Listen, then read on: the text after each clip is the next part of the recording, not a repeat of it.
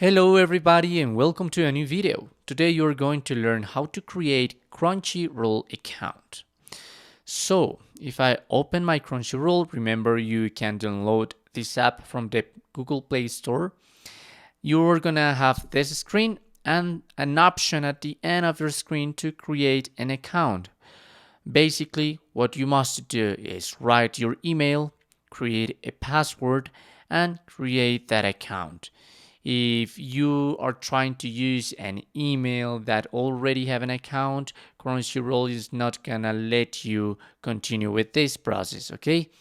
And after that, when you have create that email and password, you're gonna have this screen.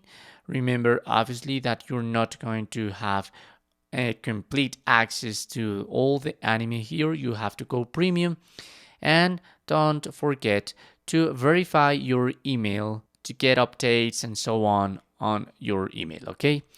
And that's how you can create a Crunchyroll account.